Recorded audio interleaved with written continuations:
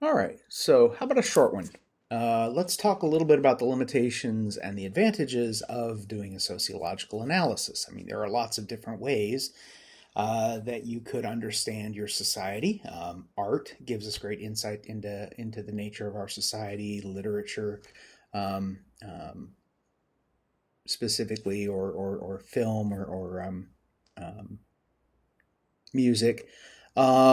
Philosophy can give us some great insight into human nature, the humanities in general, right? So there are lots of different ways that we can come to a deeper and even in many ways accurate understanding of the nature of our society. So what is it specifically that's useful about a scientific approach? And what are some of the consequences? Or costs, I should say? What are some of the limitations? So we'll start with limitations. Um, Sociology does allow for an understanding of the impact and the operation of structure. So it's going to give us really, really highly accurate insights about group level phenomena. Um, and while we do collect data from individuals, and you can use it to understand some individual behavior, especially the kind of behavior that unfolds um, in specific kinds of social settings, it really is going to be hard for us to use sociology to make predictions about what will happen to an individual person. So when sociology makes statements about the way the social world works, they make them in terms of probabilities. We talk about things um, in probabilistic fashion. And what that means, of course, is that we're identifying forces with a high likelihood, but not a certainty of influencing human behavior. Um, it is a little bit of a limitation because we can't say definitively that a thing is going to happen to a particular person, while we can say that things will certainly happen to the group that that person is a member of. Right? It may still not apply at the individual level. So we have to sort of cage our language and express things in terms of probabilities rather than making definitive or declarative statements. Sort of like, if you get a college degree, you will be successful. That is just simply something we can't say. Um, Whereas we can say with absolute certainty that the group of people who have college degrees are more successful than the group of people who only have high school diplomas. Um, a practical consequence of this is, and believe me, this has come up a lot in my years and years of teaching. You will always be able to find a counterfactual. You will always be able to find or a counterexample, I should say. Right? If I were to say that people with college degrees are more successful than people without college degrees, you would say, "But I know a guy," or "My uncle," right? And the funny thing is, we'd both be right because you're making a statement about an individual person. I'm making a statement about a group of people, and uh, and so that is kind of one of the limiting factors of a sociological analysis. Um, but I think that's vastly outweighed by the advantages.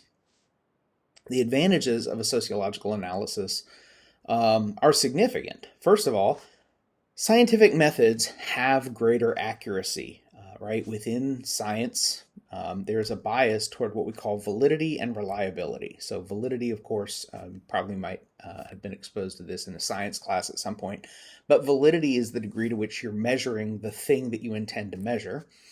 And reliability is the ability to get repeated results when you do the same sort of trial, right? When you take that same research design, you go out and you apply it to a different sample or a different set of cases, and you find the same pattern, um, over multiple trials. So reliability and validity are kind of a consequence of how science goes about doing its thing, right? So validity comes from really good theory.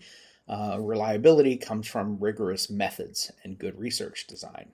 So there's a bias there toward greater accuracy. Scientific methods generate more accurate understandings of the social world. Um, A second benefit or a second advantage of taking this approach is that scientific methods remove a lot of our individual or our subjective biases. Everybody is biased. Everybody, um, um, even scientists, can't really avoid the impact of subjectivity. The fact that you choose to study subject A rather than subject B is the introduction of bias into your research, right? What you're saying there is that I think that this is more important than this, and so that is one way in which bias is kind of an ever-present feature um, of research. So you can't really get away from it, but what you can do is you can significantly minimize it. Um, Science gets us closer to objectivity, even though it does not actually create an objective perspective from which to evaluate or understand things. But I gotta say that it's still better than common sense. It's still better than tradition. It's still better than some of the past methods, uh, which are even more biased than what's ultimately going to be the product under a scientific approach. And the third advantage, and I think this one is really for me the selling point. Scientific methods have the ability to create an established baseline of agreed upon facts, and an agreed upon set of facts allows people to have a sort of productive discussion, right? The conversation can kind of move forward to either what we do in light of those facts or how we continue to add to our understanding, or where we're going to go find the next set of things that are factually true about the world around us.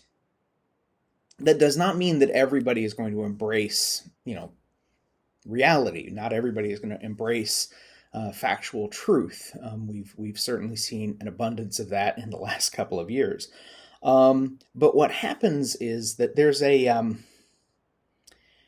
a concept in science called falsifiability. And falsifiability applies to things that can be disproven through observation or measurement or testing, right? So if somebody makes a claim about a particular phenomenon or a particular topic, it is possible to confirm or disprove that assertion. So, I've got a little seltzer here, right?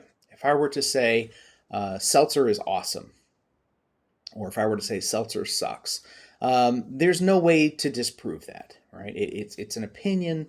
It's entirely subjective. There's no suckometer. Beep, beep, beep, beep, beep, beep. You can't put it up against the device and say, "Oh my God, he's right. It sucks."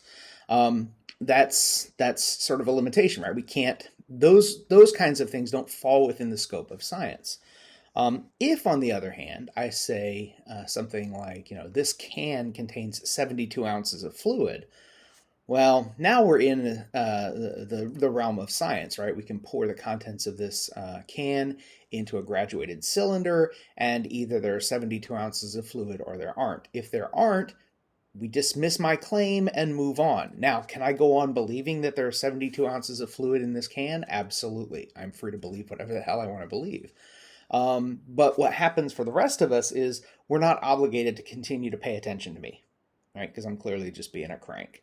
So falsifiability, right? Again, falsifiability isn't saying something is false, but falsifiability says that if something is false, we can confirm that. We can demonstrate that through observation or through measurement or through testing of some sort. And the things that can be falsified, all the things that can be falsified, that is the stuff that falls within the scope of science.